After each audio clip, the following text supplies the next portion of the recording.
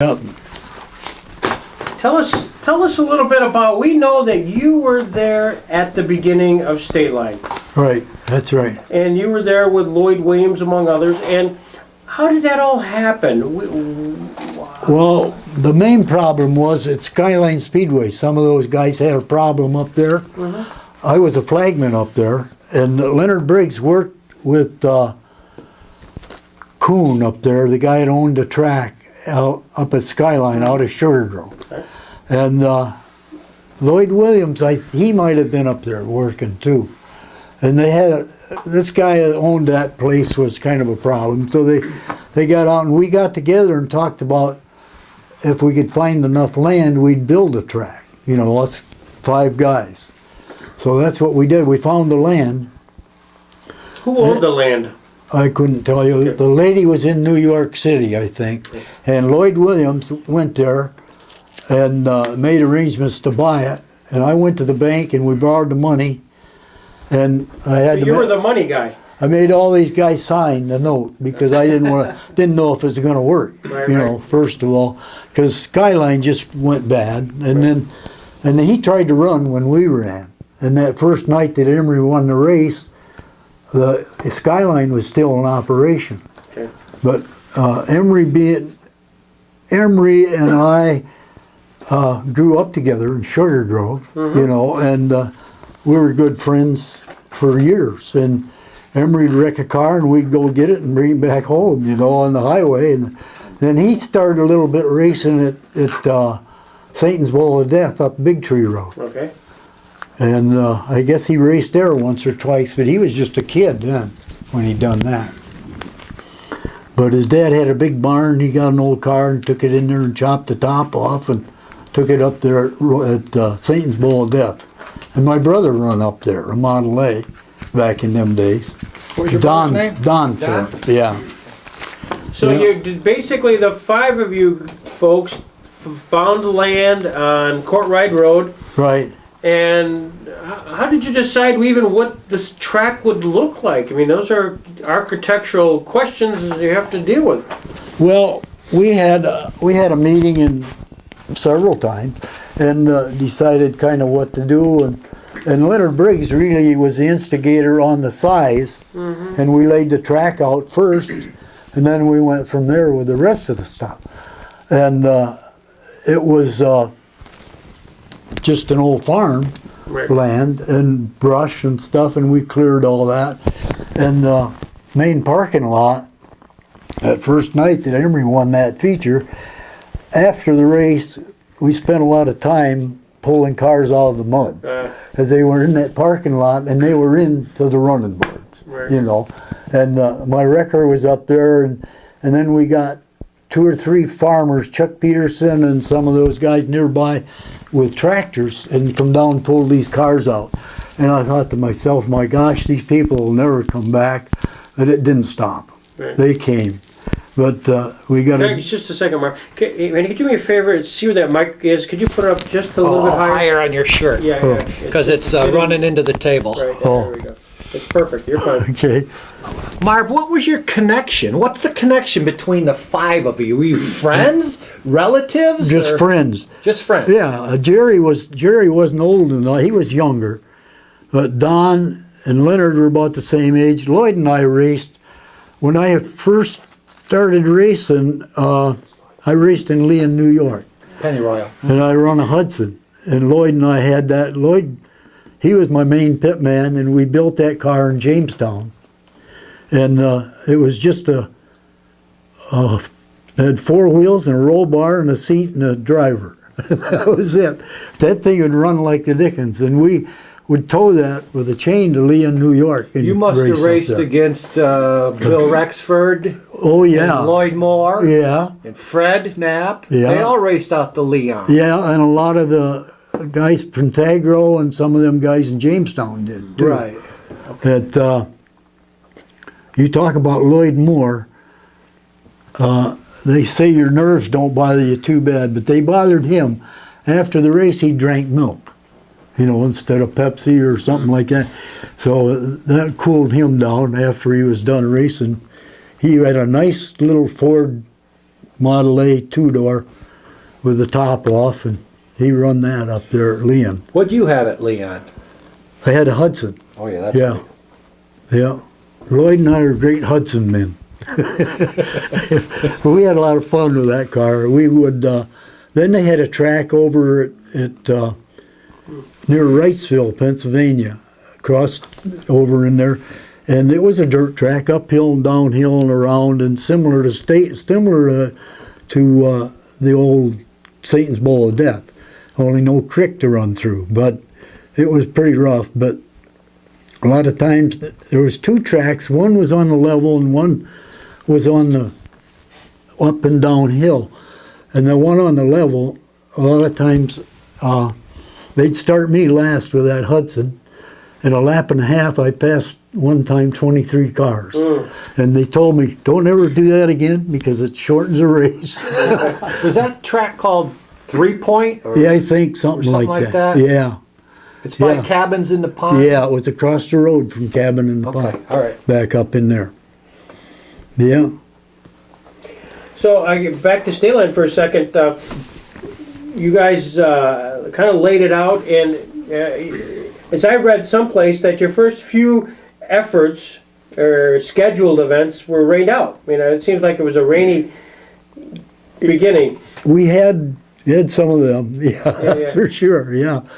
How did you promote the fact? How did the word get out that there was this new track, or is it just that all the racers knew this was going to be different and better than Skyline? Well, we contacted them and told them we was building a track, and a lot of them guys knew us. I was a flagman at Skyline too, and Leonard was up there, and I'm pretty sure Lloyd was the announcer up there, and well, we just knew, like Emery Mann was a good friend of mine, Right. and Leonard and all these guys. We were a pretty good bunch of guys in Sugar Grove, Pennsylvania at that time. Right.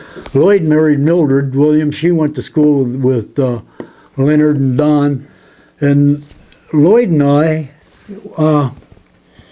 don't remember it must have been through Skyline that we got acquainted and built that Hudson, and we run that in Leon for a long time, and then we run it on different tracks too. But it was a fast car for those kind of cars, you know. So State Line gets going 1956, Yeah. and that's your first Yeah. season. Yep. What were the big challenges of anything you start up? It's brand new. What was the real? Well, we didn't have any real problem. We had quite a few cars, you know, a lot of drivers that came back at that time, you know. Of course, I was flagman, and so I didn't race for a few years there till then, and got into it. Right. But we had quite a few cars come there, you know. Most of them were like Model A Fords or V8s, small V, you know, the beginning of the V8 times, and there was some Pontiacs and Oldsmobiles and different breeds of cars in there. As it shows on the back page here, it tells about these cars, what they were. See, I first started that Hudson, then I had a Chevy and a Ford and a Dodge. I had no partiality to what kind of a car, just so it would go good. Yeah. And that was the main thing. But I had a 55 Chevy that I ran, and then I got that 60 Dodge, and I had a Ford V8 that was built, a Ford car that was built to run Daytona, and they didn't take it down there. And I bought that, we bought that, and I was up at Lancaster, New York, on a blacktop track. I wasn't geared for it, so I put big tires and wheels on the back of the car. The right back wheel come off, but it didn't go down, it stayed up. And I started rolling. I went end over end. I went over Squirt Johns. Oh. And Squirt reminded me that my helmet come out the window, and he thought my head was in it.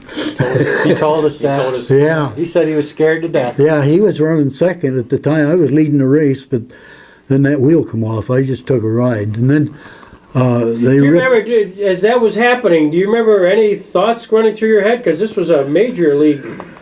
not really. They ripped the side out of the car, the driver's side, and had a doctor get in there with me, and I could tell him everything was going on except I didn't know my name. Right. And so they must have been stunned a little, and they put me in the ambulance. In the front seat, I had a driver, and me and another guy, and I going down the main road for that is when I said, "Where are we going?" And then he said, "We're taking you to the hospital." Yeah. And then the doctor checked me, and he said, "You're okay. You're all right. You won't need to be admitted to the hospital or anything." So then I had to get a taxi cab back to the track, and they just had the car loaded and ready to come home. So then we started home with it. But it was a nice, really well-built car with really good roll bars in it. Right. That Probably saved your life. Yeah, sure did. Yeah, but Squirt talked about that length. Now, and you went from 1956, you were in the ownership of it all. It was the 5 of you. You were the flag man. Yes. So you didn't race that year. No, 3 years or guess there I didn't. How long were you in the ownership part of this? Well, just about that time. The first 3 years. 3 years? Okay. Going on 4. And these guys agreed to buy it from me, but they forgot to pay for it. That was the only part. So as far as I know, I can still be an owner of that land. yeah. See, because we all bought it together. You bought the land together. That's right. I went to the bank, made the arrangements, and then they said you can have the money. Well, I said I want all these guys to sign because I don't want to be the only one on the Did you paper. create a corporation with the 5 of you, or was it 5 individuals? Just 5 individuals. And Jerry was younger. He couldn't sign it. So his dad signed for him, Yeah, which was just as well with me. sure. And so then we got along good, all the guys there, and Right. Do you everything. remember how much money you were talking about, Don or Marv? Back at that time, what kind of a loan were you guys asking for? What rings a bell to me was like $3,500, but I'm not positive of that. And that's how many acres did you buy? I couldn't tell you that. There was some land across the road. Right. I guess they've built a house Yeah, in there there's now. a house there now. But that belongs to Fritz Siemens? Yeah. Okay. And then the rest of it was all on the one side. And so and then we had some timber down in there. So we hired a guy to cut the logs and make them for the bleachers. So high, each tier of the bleachers got higher and higher. And they cut those logs and skidded them out and cut them into lengths, and while we built the bleachers. Yeah. Yeah, and the whole deal just seemed to gel together. We had fire departments in there, Bust Eye and Sugar Grove, in the concessions. And then in the pit, at first just had a guy was in the pit that run that concession, and they all paid us a profit, of part of their profit. Oh, a percentage of their profits. Okay. So that worked out pretty good. So you guys didn't have to actually even worry about concessions. No, somebody else did it. Yeah, we didn't have time. We had to get everything else built, and then thinking. eventually they took it over after I was out of there. But then they decided that we ought to have beer in there. Mm-hmm. Well, I was against that really, but I said let's do it this way. Let's just have the beer on the back side, not the front, because there are a lot of people that like to go to the races that don't have nothing to do with drinking. So then we agreed to just have the beer on the back side where we sold it, Right. and we discouraged people from trying to bring it across around the other side. So a lot of people said that it was the Pennsylvania side and the New York State side. Still see? do. Yeah, Still do. Yes, yeah. But that's why that originated. see? I remember. So Yeah. right from the beginning, you built stands on both sides of the track. Yes. Right from the beginning. Yeah, the bleachers and we had concessions going right away, too. It was quite an operation to get it going, and pretty good track. And then eventually they put the stone or the cement wall in, and we had cables stretched around there on guard posts, Yeah. That was a trick to get that around there, big heavy cable, and wheel fence to keep the wheels out of the crowd, because back in that era, it was kind of common to see a wheel flying out. So, Did you split up your duties among the 5 of you? I know you were the flag man. I think Lloyd was the he was the announcer and a kind of a promoter. Right. He was good promotion. Don and Jerry, they really worked, doing everything. They took care of the track, and Leonard supervised that. And we would hire people to come in there and grade the track. At first, we didn't have the equipment. So then we bought an old grader and some tractors, and one tractor we borrowed from a guy, and everybody was good. We had people, when we started building that track, there was one guy from over by Asheville that drove his tractor from there to the racetrack every night and worked with us and every weekend. Wow. For nothing. He done that. Him and his wife. When they started, his wife was one of the ticket sellers, and but of course we paid the people that worked. But after we made a little money, so we could do that. Now, this particular track was designed initially. You wanted it to be late model. Was that classification? Yeah, that's what we got into eventually. At first, it was just supposed to be late model, but they were like 46s and 47s. Right from the beginning. Yeah.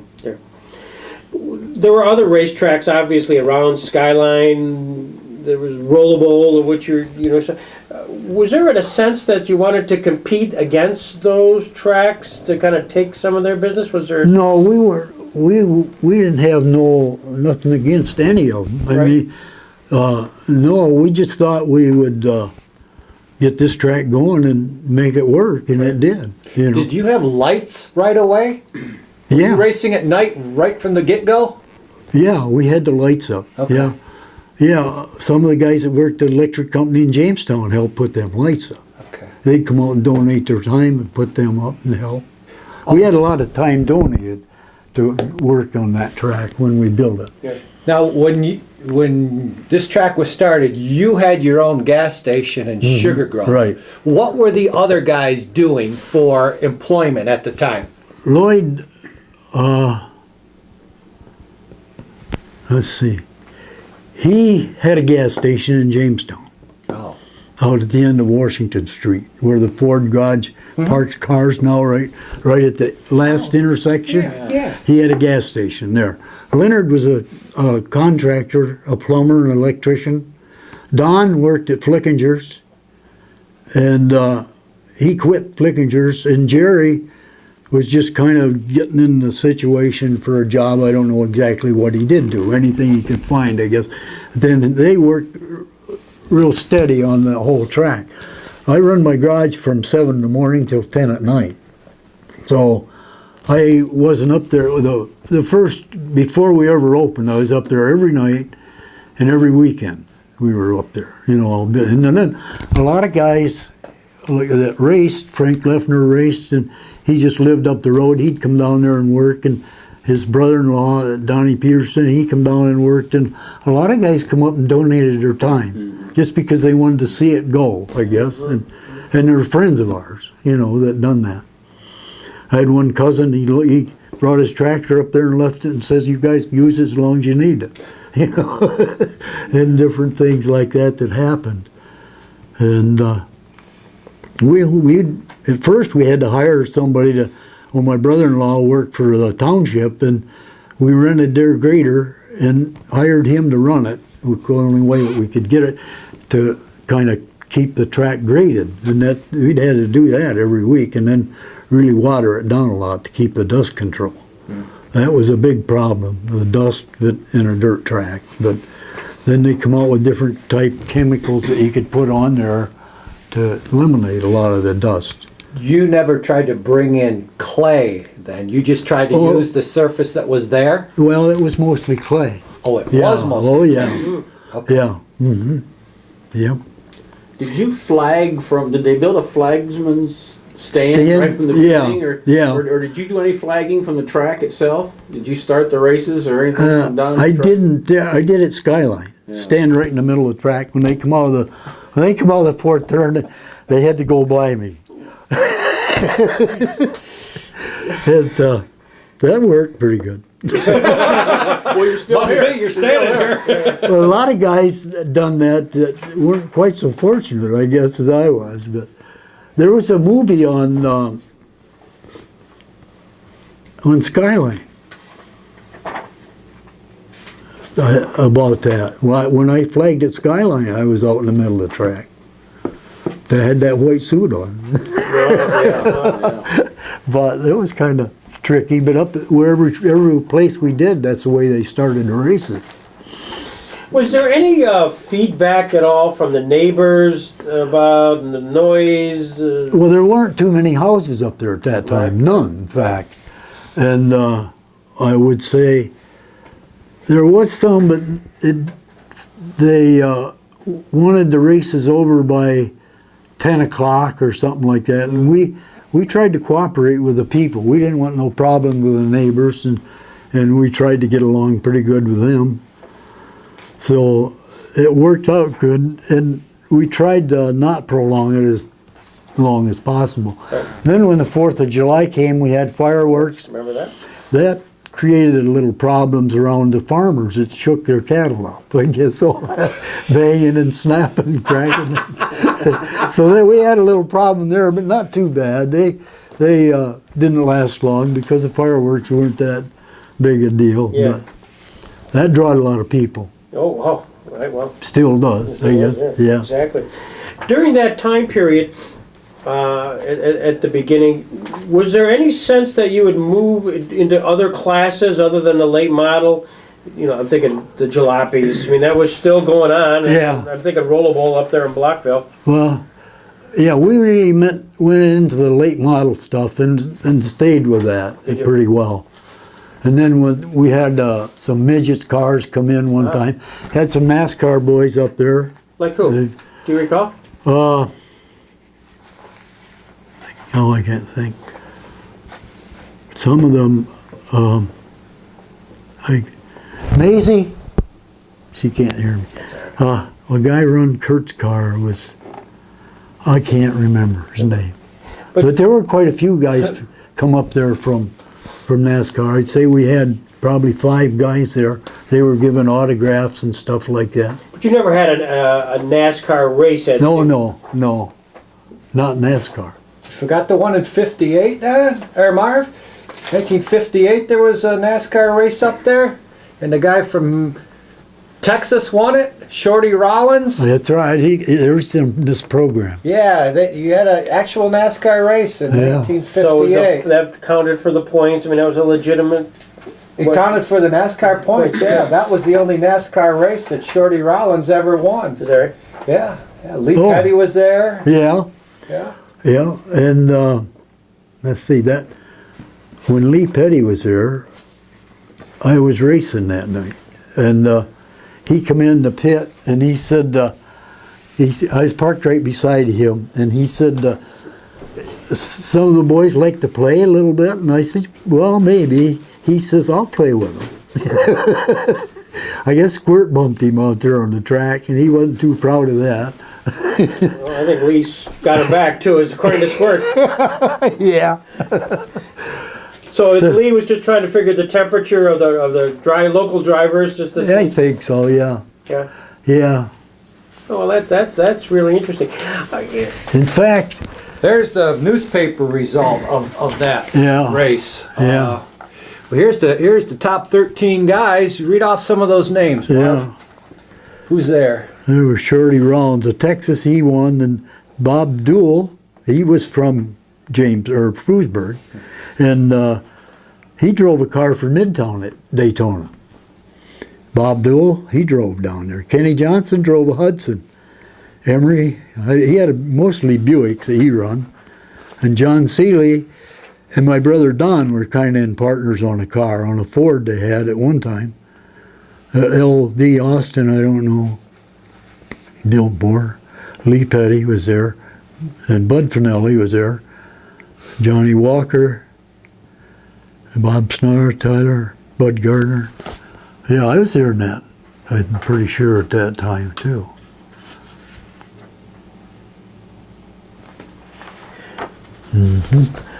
That was 58, that was. Yep.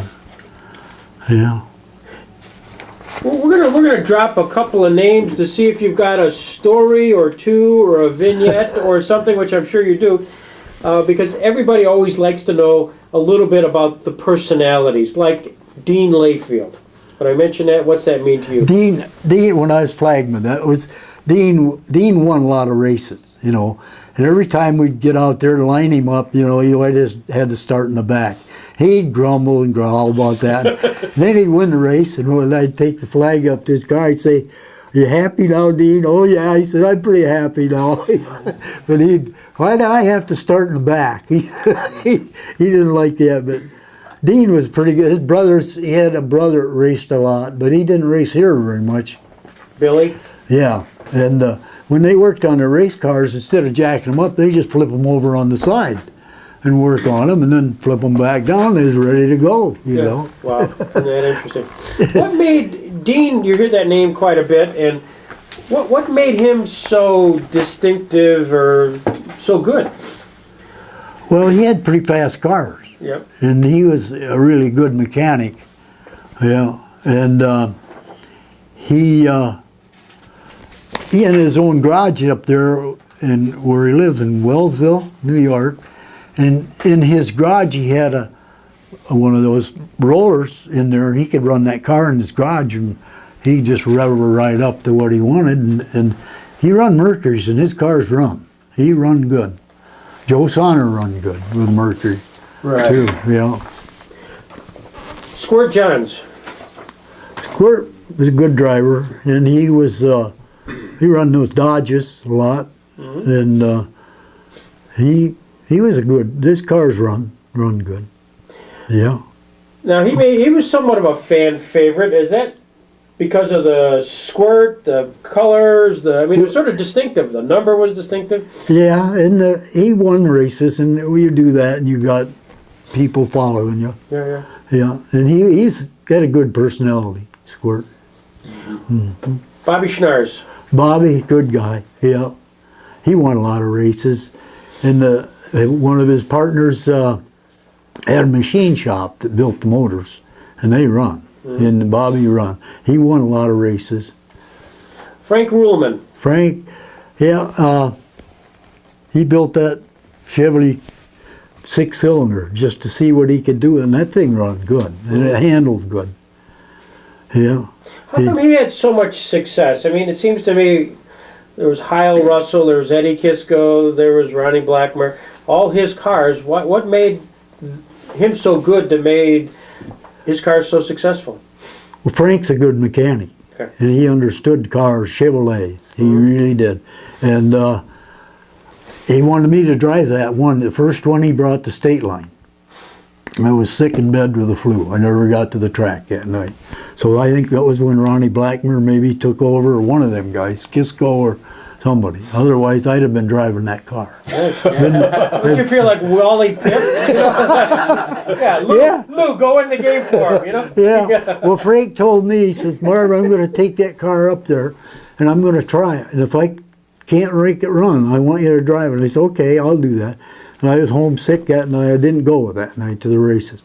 And he took it out and run it, I guess, and he wasn't happy with himself. So he went and seen Russ. He said, "Where's Marv?" He wasn't here. I wasn't there that night. And Russ says, "I don't know. He must be sick. He's not here." Well, I was. I had the flu. I was right in bed.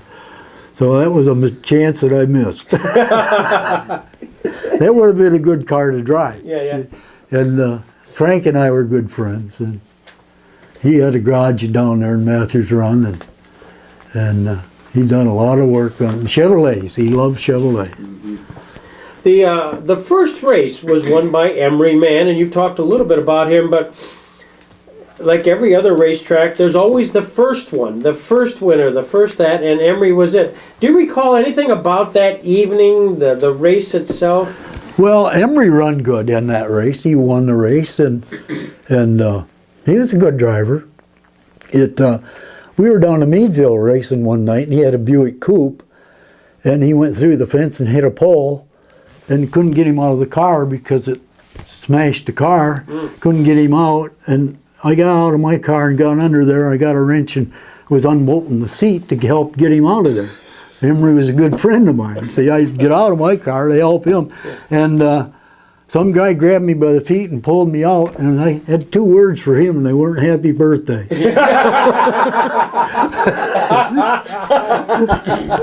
But we got Emery out before we was afraid the car was going to catch fire, you know.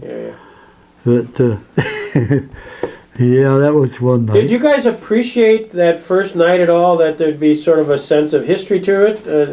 Well, we were worried, like I said, we pulled so many cars out of the mud that night that we wondered if them people would come back, you know, because that word would get around in a hurry too. And so then we got a big sheep's foot roller and running back and forth on that, towed it back and forth on that, with a head just like feet on it, you know, all over a great big roller with a lot of them on, and they packed that down. And after that, we had no problem with it. Marv, there's a story that I don't know if it's true or not. I hope you can verify it. On your opening night at State Line that Greg is talking about, it had rained that afternoon. And the story goes that the man who owned Skyline, Mr. Coons, sent some people up to either side of Courtright Road and flagged down cars and said that the races were canceled at State Line that night. Oh, I never heard that. You never heard that story, huh? No. Well, I'd heard that story from Leonard, and he held a grudge for a long time that he thought maybe Mr. Coons was trying to sabotage you boys. Well, I wouldn't have doubted that. I mean, I knew Coon, him and I were friends. I flagged for him, and he wasn't happy when we left. Right. And so he could have done that, but I wouldn't say that he did because I don't know. Okay. I never really heard that before. Okay. What was interesting to me, Mar, I'm looking at the I think probably one of the first programs here, that shows you handing a trophy to Emery Man, the Gus Johnson Memorial Trophy. By the way, who was Gus Johnson? Gus Johnson was Kenny Johnson's dad. He a little old fat Swede guy, and we'd always kid him because he come up there with a Hudson. Of course, I was a Hudson man, and then I was running different cars before that. But we always said to Gus, "Which end does the cement come out of?" And he said, "Well, you watch the race, and then you'll see where that Hudson is." He'd always say he was up there to watch his boy Kenneth. Yeah. Yep. Yeah. And I noticed in the program you also or at least mentioned the results of Bradford Speedway and Roulette's Raceway. Was there a relationship that you guys had with those 2 raceways? Just friendship. Okay. Was all. Really. You were just giving them a little plug, and they were going to give you do something? the same for us. Gotcha. Yeah. Marketing. See, most of us guys that raced all these other tracks before we ever started this one. You know, Leonard raced too. He raced quite a lot. What about Joe Saunter? I see him a lot. Was he one of the early successful drivers? Yeah, he drove for Twin Auto, and they had some real good Ford product cars. Mercury's, they run good. How about Sammy Lamacuso? Sammy was a good guy, and they had a garage there, and his car's always running good. Did you have a full racing card your full year, 1956? Was there? Do you remember how many races there actually were? I don't remember it. I really don't. There's quite a few we had, I think. Yeah. So I just look at all. You got all these research guys. From looking back at one of the old, did you do a little stunt driving? Yeah. Maybe. Yeah. The 2 wheels there. That was that Dodge I had.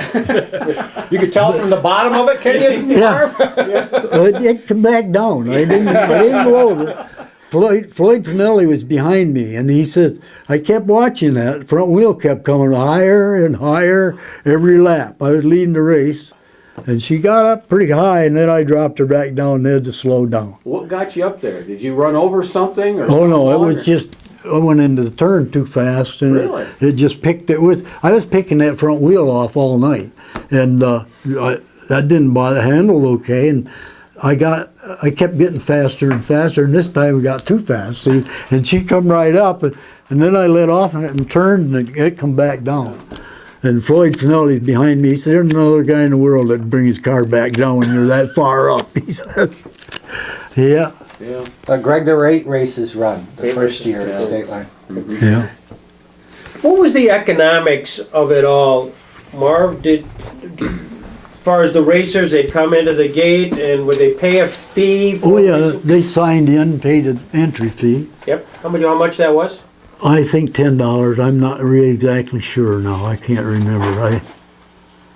And as far as, do you recall what the gates proceeds were? Or I should say the winner's purse for a feature? Well, it varied every time because the crowd changed. And So we done it on a percentage, but I can't tell you how much the percentage was. the gate proceeds. Yeah. Yeah. Well, Squirt mentioned the fact that he seemed to drive much better when the crowd was bigger. He didn't understand why. Yeah. Yeah. Squirt was a nice guy. He drove a long ways. When they started Erie, he drove up there. He'd go from State Line home to Brockway, and then on Sunday he'd be back from Brockway to Erie, and he'd still run his business by doing that. And, yeah. Did you, what drew you back into giving up the ownership, giving up the flagman's role, and going back and just being a driver?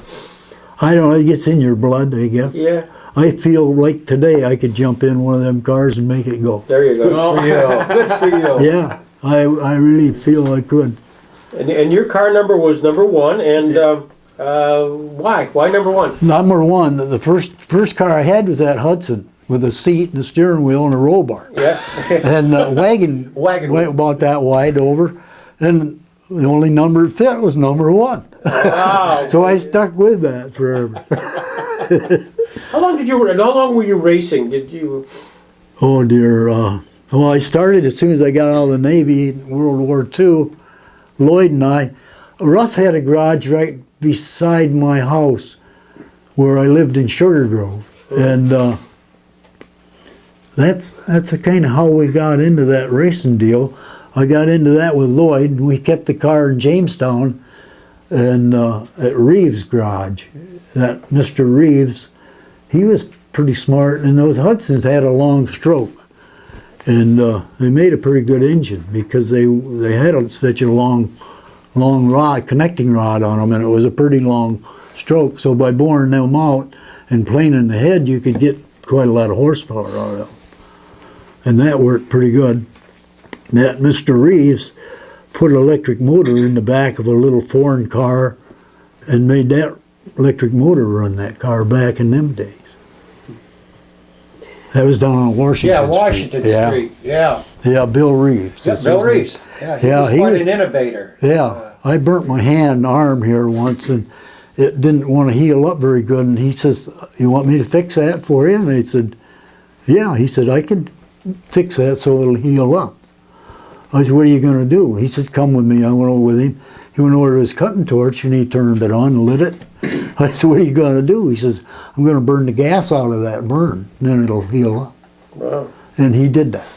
You could see it. Psst, psst, psst, you know. And it worked.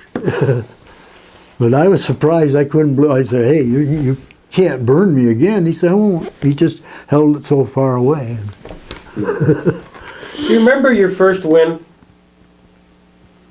Oh dear, that would have been probably Leon, New York, in that old Hudson. Mm-hmm. Yeah. Do you remember your first win at State Line? Yeah, that was a 50-lap race. Was it really? Yeah. It was a big one. Looks like a 4th of July race. Yeah. I wonder if this is the picture. Because he's holding the trophy. I wonder if that's the 50 lapper. Where am I here? Right here. Right there. Oh yeah, I got that trophy out in my garage. I had a bunch of trophies when I had the garage, and this old car, an old '55 Chevy, it looked like tinfoil. It was painted gold too, but that car run good. But what I was going to say, one night we had a wreck over there, a bunch of cars in the wreck, and I got involved in it. A guy hit me in the back, and I hit another car and broke both upper ball joints come off. So that was a good experience. There's a picture in here. I'll find it and I'll ask you if that's. There's another picture in here in a few pages. It looks like maybe that was the event. But speaking of them trophies, I had a lot of them in the garage, and one day I took a bunch of them outside, and all the school kids were coming home. And I was awarding them trophies, and I got rid of them. You passed them out? Yeah. The only one I've got now is that one that's out in the garage with that 50 lap car there. Marv, what were the rules at the time for the late model cars? Well, State Line? What rules did you guys have? I think there's a list of them here. I think we made that list. It's in some of these programs. Yeah, in the early program here. I think this one here. Here we go. Yeah, with no locked rear ends and stuff like that. Did you actually inspect the cars Well, to make sure the boys were playing fair? Yeah, we had two guys in the pit that were pretty good at doing that. Stan Moline and Red Brown. Oh, They were both. They were pretty knowledgeable on cars, and they'd check them over. And if they didn't look safe, they would tell them what they had to do to them. And that was what they were hired for, to do that. I'm just looking at this rule here. It said car numbers may not contain letters or fractions. I want to know how you explain that to Dean Layfield with the 9/16 car that Or he Bobby wasn't Schnarr. How about M1? with the M1 or 27L or I'm thinking that was a rule that wasn't enforced. I guess so. We couldn't, overabundance of cars. We couldn't send them home. Probably true. It was quite an experience to do that. It worked out pretty good. It's good to see the track still run. Right. You know. Right. Exactly. Again, going back to some of the personalities way back when, Kenny Johnson. I know Kenny personally, and he actually raced somewhat in NASCAR races, didn't he? He went to Daytona a few times, with a car, but he didn't do very well down there. But they did go. I don't know who all did go, at that time, but Kenny was a little rough on the track. Was he? I know one night he put me in the fence, and when we were coming in, when the race is over, Russ was on one side and Frank Leffner was on the other. They'd worked on my car, and they had a few words for Kenny, and before he got out of his car, so it kind of ended that. He didn't bother anymore. But things happen, You couldn't carry a grudge. If he run into me one night, I might run into him the next night. And these things happen occasionally, and you don't do it intentionally, I don't think. Speaking of run-ins, let me throw out a name that we've heard a lot about. Tom Dill. Tom was an aggressive driver. He's like It's so political. he's like Earnhardt, like Mr. Earnhardt used to be. Yeah. He'd give you a little bump and then go by, and then he is all right. But he's a good driver, but he wanted to win. He was out there to win. Yeah. Mm-hmm. We always ask the question: Is there a driver that you would, if you were coming down to that last lap and it was just one-on-one, two cars, that you would least like to be against? Who might that be? Well, Bob Snars or Dean Layfield, any of them guys you had to run with them or by them. Yeah. Mm-hmm. What about Paul Wilson? Paul was a good guy, but he operated on low income, but he always raced. And I can't think. Oh, who was the Indian that raced? I can't. Jughead Pierce. He runs Chevys, and he worked. Don Gage put a little money in his cars for him, and he did pretty well. I laughed one night. He was working on his car, and he had the valve covers off, and he couldn't quite reach him, so he laid the valve cover down on the mud and stood on it and adjusted the valves. Then he put her back on the motor. That was a no-no in anybody else's language, you know. There's Paul Wilson. Yeah. Standing in front of Julian Busink's car. Uh-huh. What do you remember about Julian Busink? Julian run Daytona. You know, that Ford that I bought from him, that I rolled in Lancaster. Oh. And that's why it was built, such a good set of roll bars in that car. He was a good guy. I liked him real well. But I think, didn't Eddie Knapp drove for him a while, Freddie too? drove for him. Finale drove for him. Bob Dool drove for him. He had a lot of different guys in his car. Yeah, some of them, Bob Dool and some of them guys went to Daytona with him. You know, in 1950, 51. Jim Scott ended up going to Daytona with him too. Mm-hmm.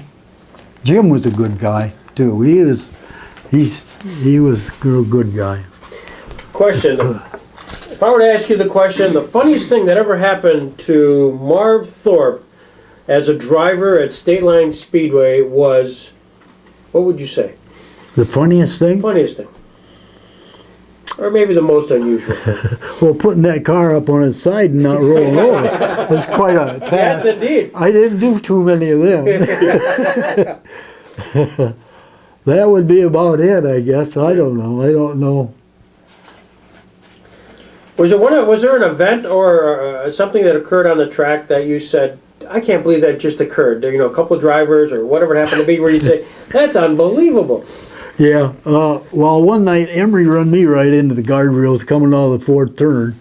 We were running hard, both of us, and he kind of lost it, and we both went into the guardrails. And I just looked over at him and I said, thanks a lot, Emery. Yeah. But that was just one of them things that happened, you know. How about in your duties as a flagman? Did you ever have an incident that was hard for you to deal with as a flagman? Well, really, one bad night when I was flagman, there was a wreck right in front of me. A guy rolled over, and he was in his car, and another guy hit it. Mister, I didn't think things were going to look too good, but it worked out okay. He was lucky he didn't get hurt much. I mean, he was stunned, but that was bad to climb down out of that flag. I had that red flag out and getting everybody in the infield so they couldn't, no more cars run into him, you know. Did you ever have to black flag anybody off the track for rough driving? Or? Well, if they had a flat tire, if something was wrong with their car, I was more or less named for that, because if they always said if something's wrong with your car and you look at Marv, he'll tell you. And if they had a tire going down or a tire flat or something didn't look right on their car, I'd motion to them and I'd black flag them. I didn't really ever got anybody for rough driving for that I know of. I didn't try to do that. Most of the guys, I mean, those things happen, you know. You take a guy out of the race, but sometimes might look intentionally, but really, down deep, I don't think, if you took a guy out, you usually went with him.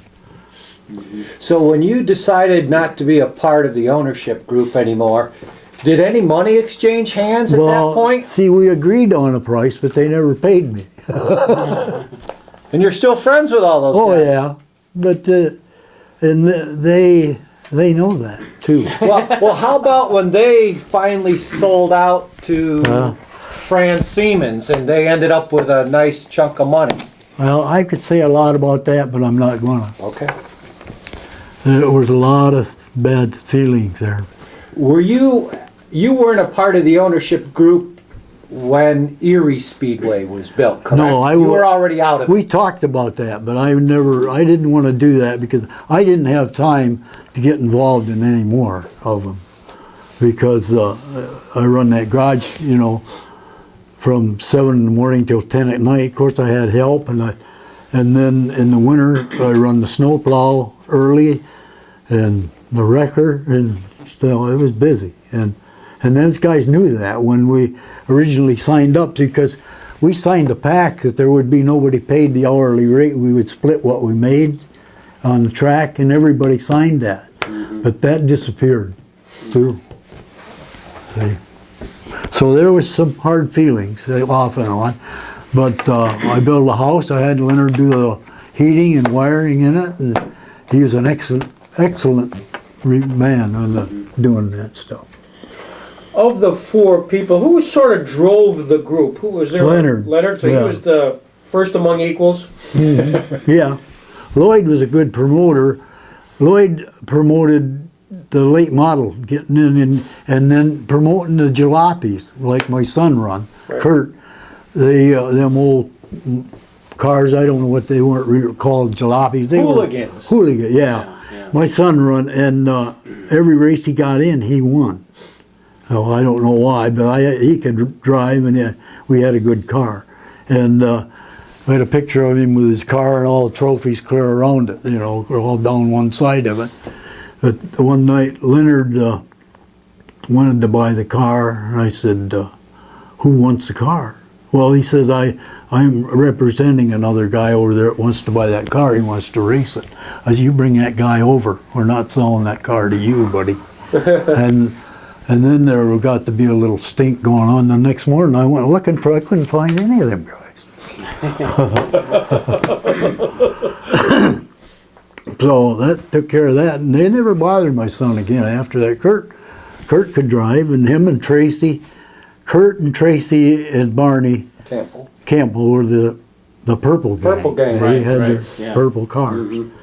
And they were good kids, they were just, but that Lloyd promoted that deal to get those kids into cars, and eventually they would be in the late model cars. See, he had a good theory there, just like NASCAR running last night. Now tonight they're going to run the other cars, but last night they had 14 of them other drivers from tonight running. I myself, I say they shouldn't let any of them in there, because if that's what, but then NASCAR claims, well, they learn how to drive by watching them guys. That's their out on that deal. So. We could talk the rest of the afternoon about that too. We won't. Yeah. Well, I think what's remarkable is that you maintained this whole collection of stuff. This is, I think, very unique collection on the history of the early days of State Line Speedway. Yeah, just this pile here and that one, those are all numbered. Yeah. These I got are kind of mixed up, some of them, but I think it showed. Who collected that? Was that your wife or? No, my nephew collected most of this. Yeah, Which nephew's that? Barry Thompson. Barry, okay. So these were. Was there a role model for you? Any sort of hero as you were racing and then watching other NASCAR or reading about? Was there anybody who's kind of a role model, for lack of a better term?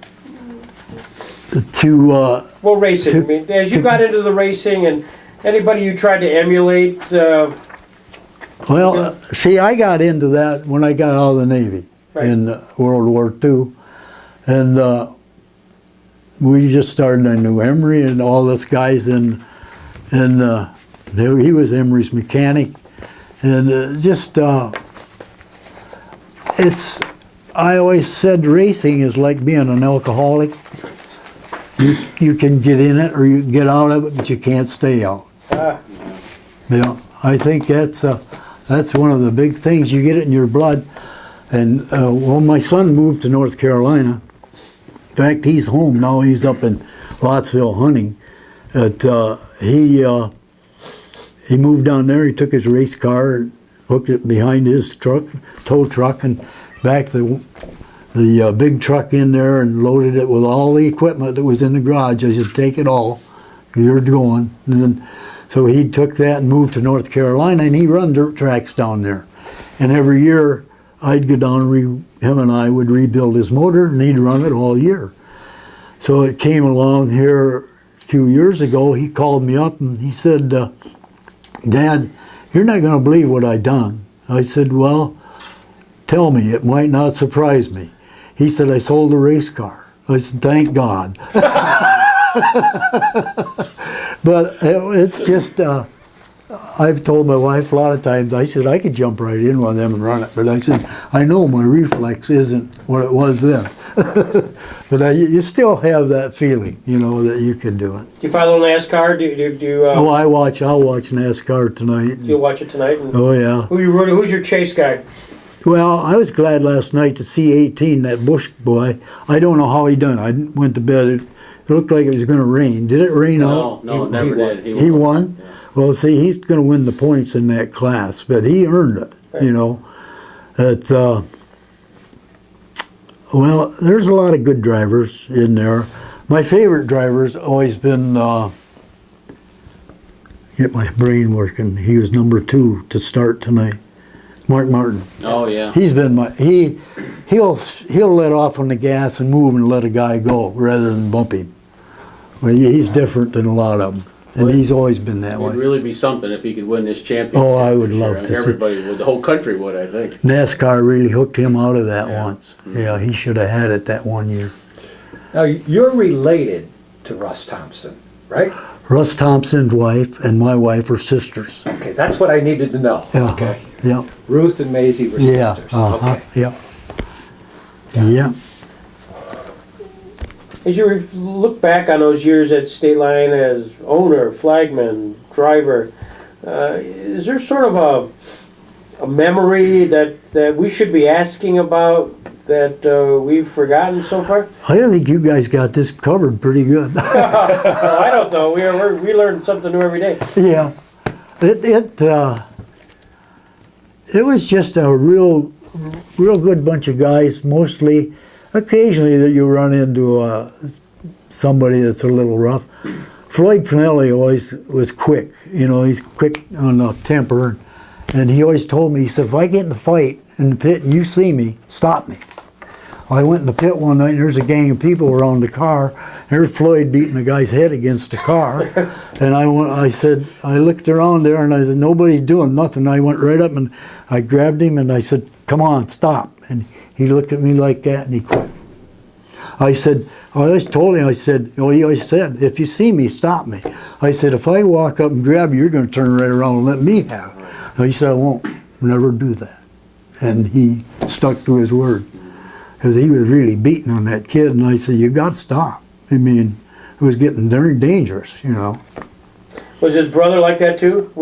Floyd, no, he wasn't not quick as Bud wasn't as quick as Floyd did. Yeah. But they were boys, and there was another younger boy that was raced too, but he didn't race very much. Was there much pit activity in the sense of pushing, shoving, tempers? Was that very seldom? Yeah. Once in a while, it would happen, but it was like that night. Kenny run into me, and Russ and Frank both went after him and chewed him out about it. But that was the end of it, you know. Then it was over. Yeah. But you can see that right in NASCAR. Right. It's just the way them guys are. It's human nature, I think. I think you're right. You take about so much and then you unload, you know. So after your bad wreck at Lancaster, you didn't race anymore. Is that correct? No, I did. Oh, you raced after Lancaster? Oh, yeah. Oh, okay. How long did you go then? Oh, I don't know. It was quite a while after that I run. And, I run State Line in Erie. And one night I was sitting at State Line, they played the Star Spangled Banner. And I looked over at the bleachers and my wife's sitting there with 3 kids. And I said, what's going to happen if something happened to you and you can't take care of them kids? So I quit. Just like that? Yeah. Yeah. About what year was that, Marv? I can't remember. It's when I had that Dodge. And you said it was at Erie, right? No, State Line. Oh, State Line, I'm sorry. State Line. Yep. Okay. So that's when then I sold the car, quit. I'm just saying, after you sold the car, you quit. Were you able to go sit in the stands and watch a race? Some. I did, but I don't go too much. Yeah. We went to Daytona some and different places, but yeah, I've been in the pit and somebody come up to me and say, take my car out and see what's wrong with it. you know, and I can't do that. You know, I said, supposing something happened, I'd plank it into the wall. I said I wouldn't feel right about doing that. Right. They'd say, you take it out and see what you think it needs, you know, or something, and just try it. No, I said, I don't want to do that. So. Well, this has been terrific. Is there questions, you guys? This is unbelievable. Yeah. Yeah. Well, these pictures help. Oh. You know, if you could take all these, if you would want to borrow them, I'd let you take them and place them all like that on a wall or something, and just take their pictures. That's what we'd like to do. Get a copy Scan- of they them can scan all, all that, and yeah. then we can bring them back to you. Yeah. Because one of the nice things in today's world, you can scan these things and they come out beautifully. Oh yeah. See, that'd be great to have all that. Yeah. All those drivers right from the start, just had them up on a wall or something. Unbelievable. Yeah. We could. Yeah, I'll let you take them. Yeah. Right. Sports Hall of Fame. Yeah. Yeah, I wouldn't be afraid that you'll get them back to me. All right, well then, Sure that. I'll leave that, and then we'll have to trade. Okay. Yeah, I don't want. I certainly don't want to lose them. You can tell that. Well, here, but- I'll give you some cards here leave too. your business card. Yeah, You just have so your business card Yeah. ready? Yeah. Just so you know, this is in lieu of us signing a personal guarantee.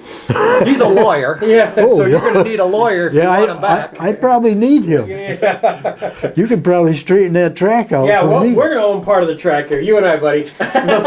Yeah, I see, because I was 1/5 owner and I never got a dime. That's unbelievable. Yeah. And I still think, because I never signed off or nothing. Really? So I own 1/5 of that track, the dirt, you know, What- the land especially. What did that track ever get sold for? Did you ever hear a number? Nobody knows, because there was, you never know. I don't know.